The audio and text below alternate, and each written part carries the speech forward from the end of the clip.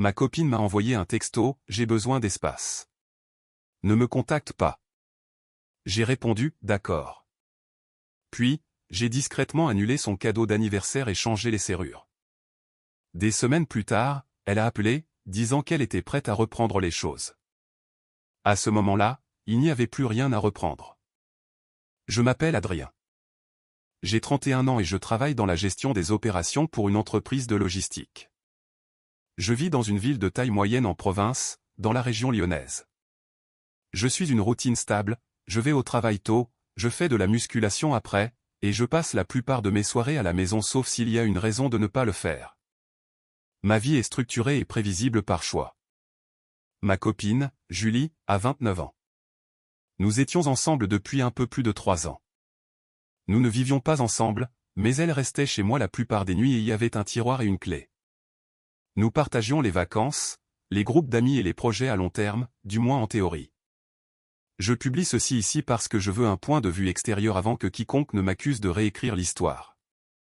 J'ai tendance à agir discrètement quand j'ai tourné la page, et cela met les gens mal à l'aise. Au début, Julie aimait dire qu'elle appréciait mon calme. Je payais mes factures à temps, je planifiais à l'avance et je ne m'épanouissais pas dans le chaos. Avec le temps, cette appréciation s'est transformée en irritation. Elle m'a traité de rigide. Elle a dit que je manquais de spontanéité. Ce qu'elle voulait vraiment dire, c'est que je ne sautais pas sur l'occasion quand elle changeait ses plans à la dernière minute ou créait des urgences par ennui. Elle avait l'habitude de présenter ses humeurs comme étant ma responsabilité. Si elle était stressée, j'étais distant. Si elle s'ennuyait, j'étais prévisible. Si elle me parlait sèchement, c'était parce que je n'avais pas senti l'ambiance. J'ai abordé le sujet tôt, clairement et sans drame.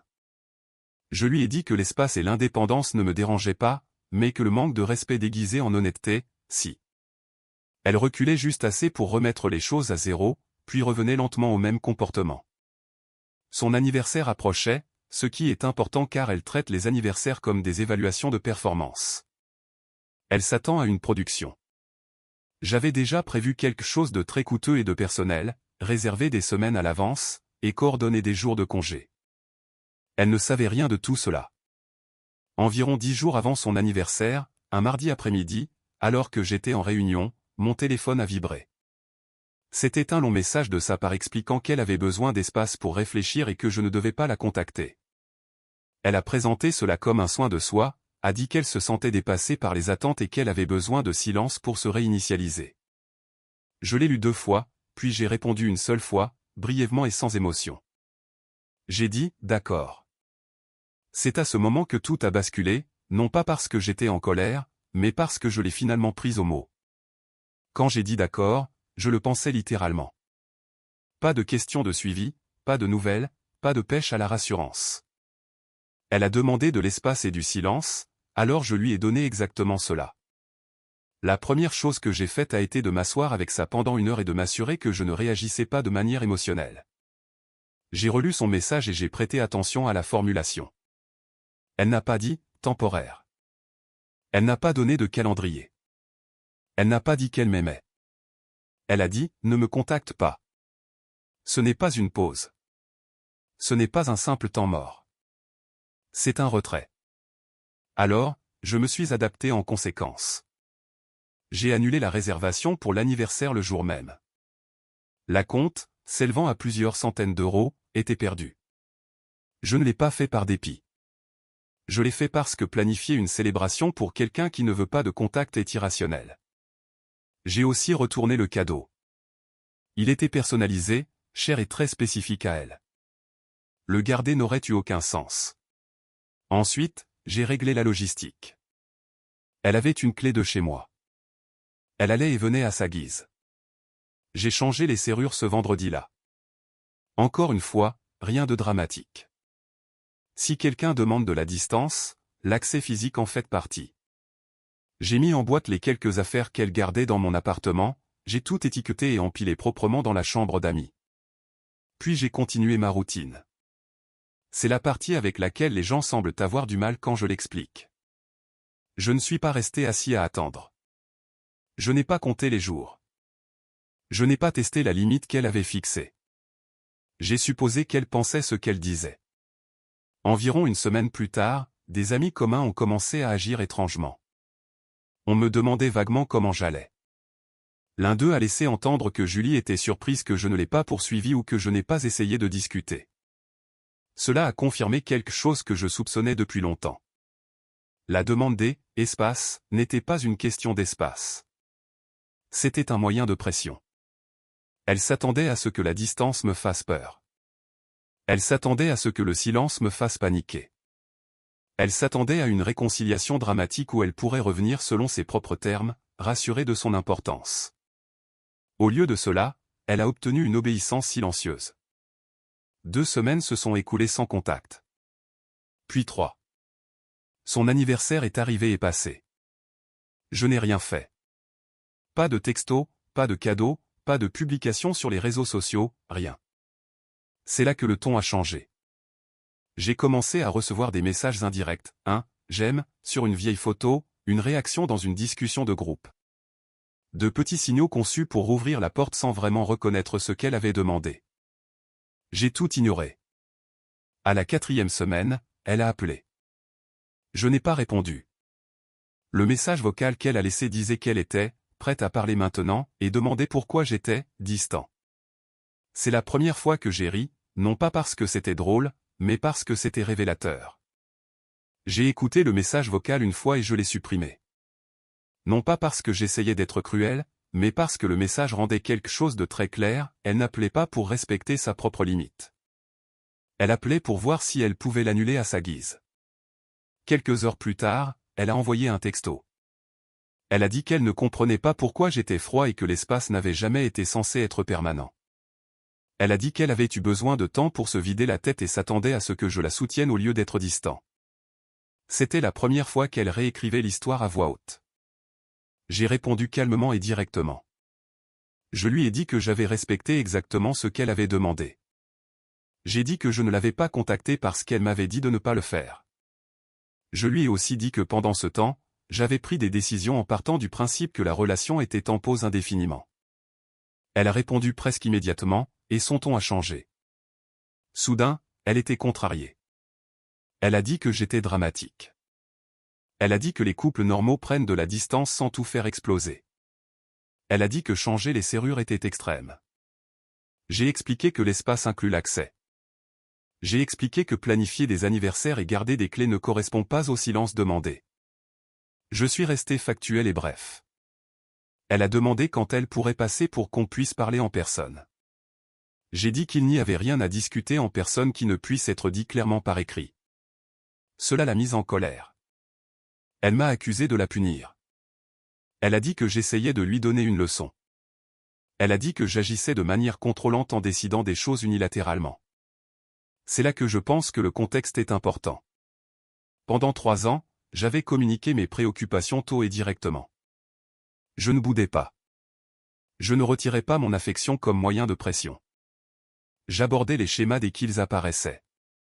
Elle les ignorait jusqu'à ce qu'elle ait besoin d'être rassurée.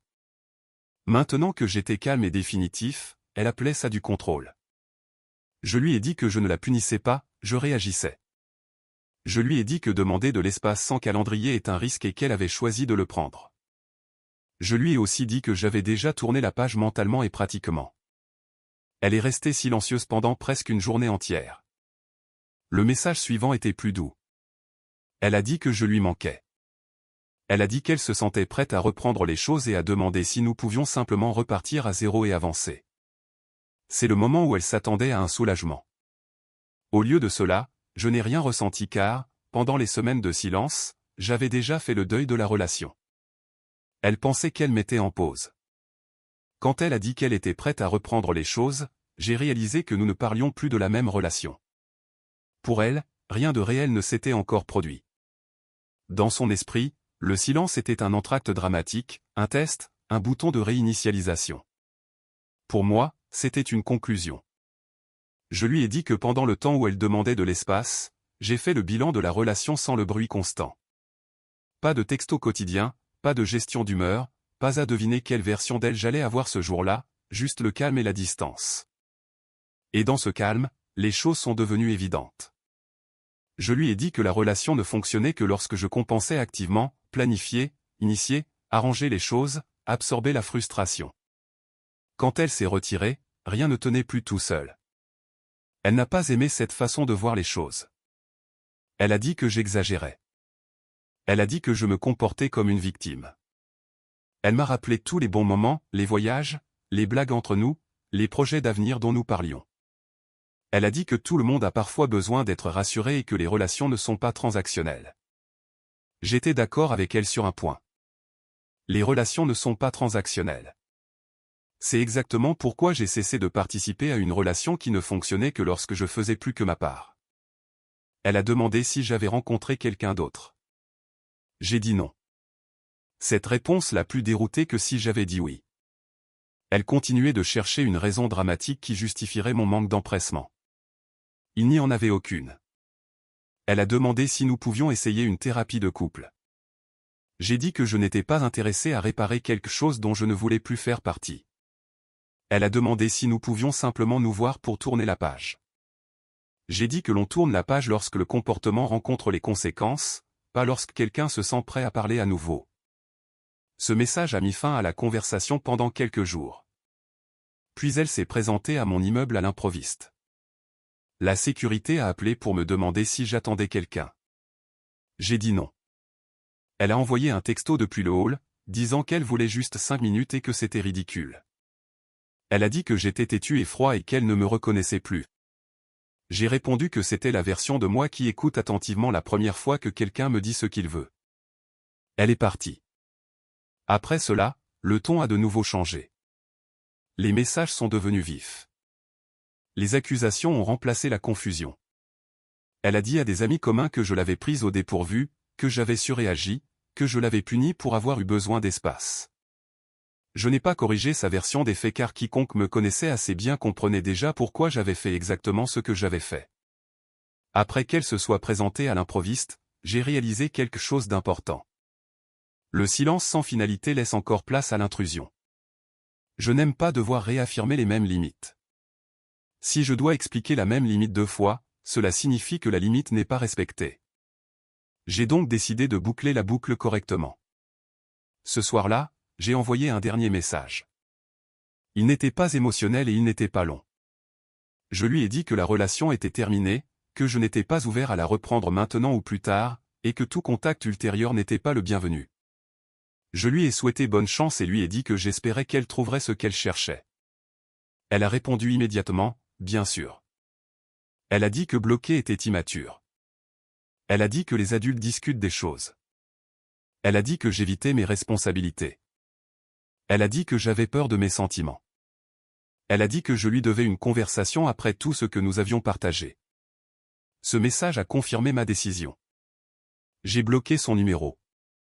Puis je l'ai bloqué sur toutes les plateformes auxquelles elle avait accès, Instagram, applications de messagerie, courriel. J'ai même ajusté mes paramètres de confidentialité pour que des amis communs ne puissent pas me taguer dans des publications qu'elle pourrait voir. Cela n'a pas été fait par colère. Cela a été fait pour prévenir toute intrusion.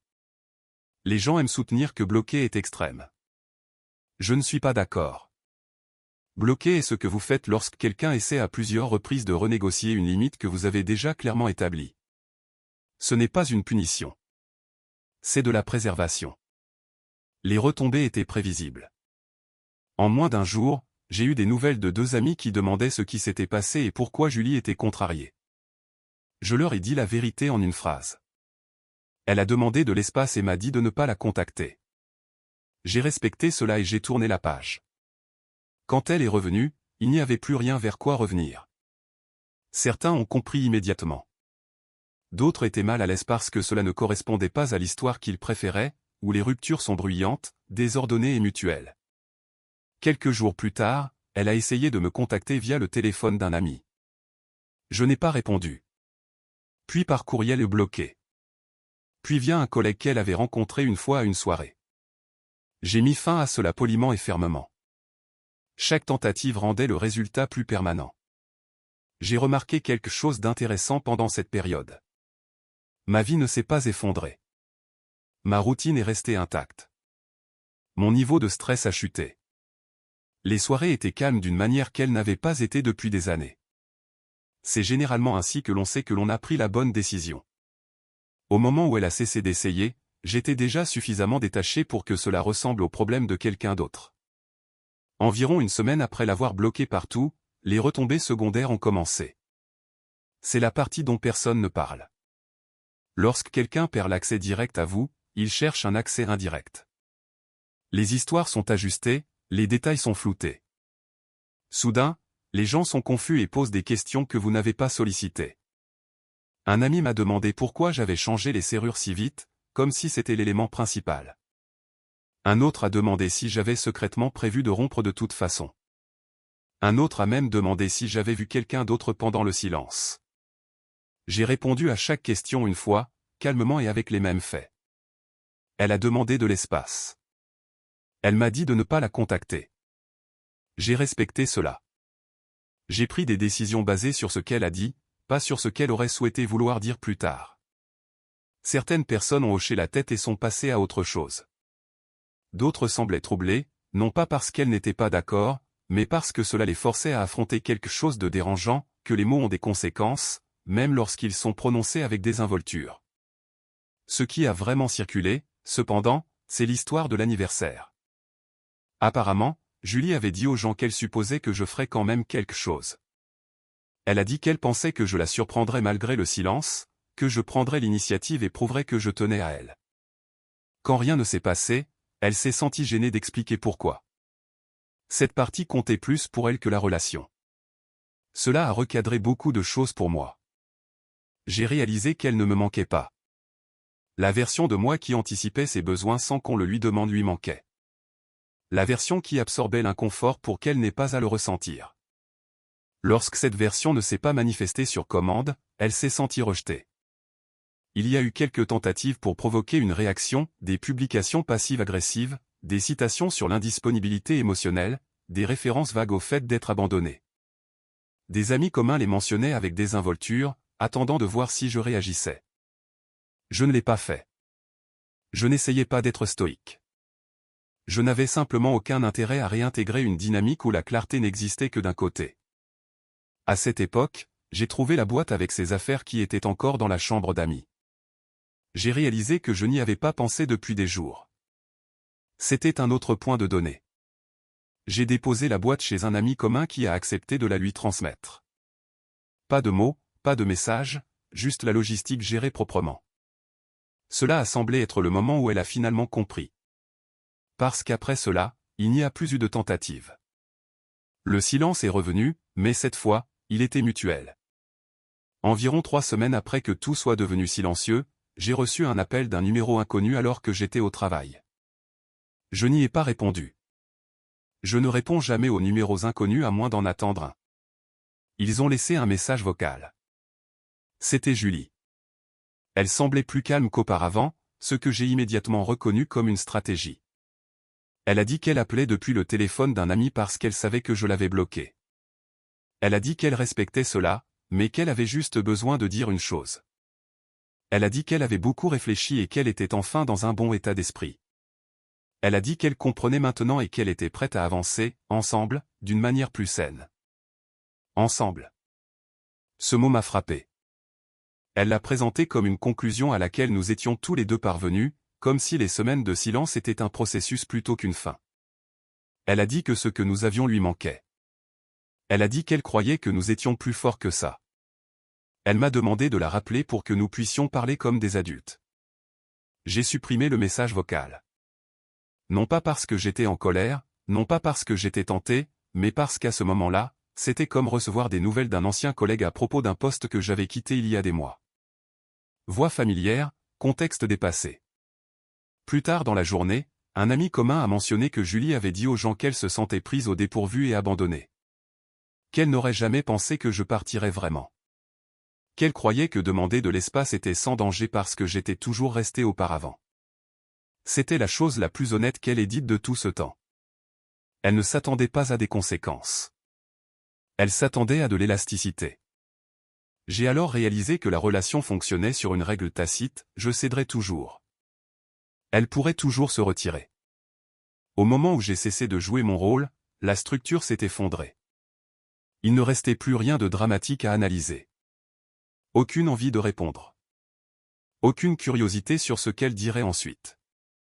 Juste une certitude tranquille que j'étais déjà sorti du cycle. Les semaines ont passé, puis d'autres. Son nom n'était plus mentionné. Mes journées semblaient plus légères. Pas plus heureuses d'une manière bruyante, juste plus stable. Comme si une tension de fond à laquelle je m'étais habitué avait enfin disparu. C'est là que j'ai su que la relation était terminée bien avant son texto demandant de l'espace. J'avais juste enfin écouté. Environ 2 mois après la rupture, j'ai rencontré quelqu'un qui avait tout vu de l'extérieur. C'était la partenaire d'un collègue lors d'un petit dîner, quelqu'un qui connaissait Julie de manière informelle, mais qui n'était pas émotionnellement investi ni pour l'un ni pour l'autre. Nous avons parlé un peu et finalement, mon nom est apparu dans une conversation sur les ruptures inattendues. Elle a dit quelque chose qui m'a marqué. Elle a dit, « Julie croyait sincèrement que tu attendrais, non pas parce que tu étais faible, mais parce que tu étais constant. » Elle pensait que la constance signifiait la permanence. Cela expliquait beaucoup de choses. Julie avait bâti son sentiment de sécurité sur l'hypothèse que je serais toujours là quand elle reviendrait de la tempête intérieure dans laquelle elle décidait d'entrer. Elle a confondu la fiabilité avec l'obligation. Elle pensait que demander de l'espace était sans risque parce que je n'avais jamais rendu cela risqué auparavant. Le problème était que la constance sans réciprocité n'est pas la stabilité. C'est de l'inertie. Avec le recul, les signes étaient partout, des décisions présentées comme temporaires qui n'étaient jamais réexaminées, des excuses qui réinitialisaient le comportement au lieu de le changer, la distance émotionnelle traitée comme un bouton de pause au lieu d'un avertissement. La situation de son anniversaire est devenue une histoire qu'elle se racontait pour se sentir lésée. Elle a dit que je l'avais abandonnée un jour important. Ce qu'elle a omis de dire, c'est qu'elle s'était retirée la première et avait supposé que je jouerais quand même mon rôle. Cette supposition lui a coûté la relation. Je ne me sentais pas triomphant à ce sujet. Je me sentais résolu. Il y a une étrange paix qui vient du fait de savoir que vous avez agi en accord avec vos valeurs plutôt qu'avec vos peurs. Je n'ai pas poursuivi. Je n'ai pas puni. Je n'ai pas négocié contre moi-même. J'ai écouté attentivement. Puis j'ai agi en conséquence. Chaque fois que je revois la séquence, la logique tient. Si quelqu'un demande de la distance, vous la donnez entièrement. S'il supprime l'accès, vous ne rôdez pas devant la porte. S'il revient et s'attend à ce que tout soit intact, cette attente n'appartient qu'à lui. Je ne lui ai jamais dit que j'attendrais. Elle a juste supposé que je le ferais, et les suppositions sont des choses fragiles sur lesquelles bâtir une relation. Quelques mois plus tard, l'histoire a fait une dernière tentative pour revenir. Un ami commun a mentionné que Julie avait commencé à sortir avec quelqu'un de nouveau et que ça allait vite. Il a pris soin de le dire avec désinvolture, mais le moment était délibéré. J'ai immédiatement reconnu le schéma. Ce n'était pas une information. C'était une sonde. J'ai dit que j'espérais que ça marcherait pour elle et j'ai changé de sujet. Cette réponse a semblé décevoir l'ami plus que la colère ne l'aurait jamais fait. Apparemment, Julie avait dit aux gens que j'avais changé du jour au lendemain, que je m'étais fermé, que j'avais refusé de communiquer, que j'avais utilisé le silence comme une arme. Elle s'est présentée comme quelqu'un qui a demandé quelque chose de raisonnable et qui a été rejeté. Ce qu'elle n'a jamais mentionné, c'est qu'elle avait demandé le silence à quelqu'un qui avait toujours été présent, ou qu'elle s'attendait à un accès sans responsabilité, ou qu'elle croyait que l'espace ne comptait que si l'autre personne restait émotionnellement disponible. Je n'ai jamais corrigé sa version publiquement. Les gens qui prêtaient attention ont remarqué l'incohérence par eux-mêmes. Les gens qui avaient besoin de drame ont gardé leur version. Je n'avais pas besoin de gérer ni l'un ni l'autre. Ce qui comptait pour moi, c'est que je ne m'étais pas compromis pour préserver quelque chose de déjà cassé. Je n'ai pas supplié pour obtenir de la clarté de quelqu'un qui avait parlé clairement la première fois. Je ne me suis pas accroché au potentiel alors que le schéma réel était juste devant moi. La relation s'est terminée discrètement parce qu'elle se mourait discrètement depuis longtemps. Julie ne m'a pas perdu quand je l'ai bloquée. Elle m'a perdu quand elle a traité la présence comme une garantie et la distance comme un jeu. Le blocage n'a fait que formaliser ce qui était déjà vrai. Je ne pense pas qu'elle s'attendait à ce genre de fin. Pas de dispute, pas d'adieu dramatique, pas de porte laissée ouverte, juste un arrêt net. Et pour la première fois depuis longtemps, j'ai senti que mes actions correspondaient à mon respect de moi-même. La dernière chose que je dirais à ce sujet est la partie la plus simple et pourtant la plus difficile à accepter pour les gens. Il n'y avait plus rien à reprendre. Au moment où Julie a dit qu'elle était prête, j'avais déjà fini. Pas épuisé émotionnellement, pas amer, juste terminé. La version de moi qui maintenait la relation a cessé de se manifester au moment où j'ai pris ces mots au sérieux. Je n'ai pas mis fin aux choses à la hâte. Je n'ai pas craqué. Je ne l'ai pas puni pour avoir eu besoin d'espace. Je me suis simplement retiré d'une situation qui ne fonctionnait que lorsque j'ignorais mes propres limites. C'est ce que les gens continuent de ne pas comprendre. Elle a demandé de l'espace et du silence. Je les ai donnés entièrement. Dans ce silence, j'ai réalisé combien d'efforts il fallait pour nous maintenir à flot et combien peu il en restait sans cela. Quand elle est revenue, elle s'attendait à la continuité. J'avais déjà atteint la clarté. Je pense qu'elle croyait que l'amour signifiait l'élasticité, que je m'étirerais toujours, attendrais toujours, rouvrirais toujours la porte. Elle a confondu la patience avec la permanence et la constance avec l'obligation. Je ne la déteste pas. Je ne lui souhaite aucun mal. J'espère qu'elle trouvera quelqu'un qui correspond à la dynamique qu'elle souhaite. Mais cette personne, ce n'est pas moi. La bloquer n'était pas la rupture. La rupture s'est produite lorsque j'ai cessé de négocier avec moi-même. Le blocage n'a fait que la rendre permanente. S'il y a un conseil enfoui là-dedans, c'est celui-ci: quand quelqu'un vous dit ce qu'il veut, écoutez attentivement. Ne le traduisez pas en quelque chose de plus sûr. Ne supposez pas qu'il reviendra de la même manière qu'il est parti. Et ne gardez pas une place au chaud pour quelqu'un qui a demandé à s'en aller. J'ai respecté sa demande exactement comme elle a été formulée. Elle ne s'attendait tout simplement pas à ce que je le pense vraiment.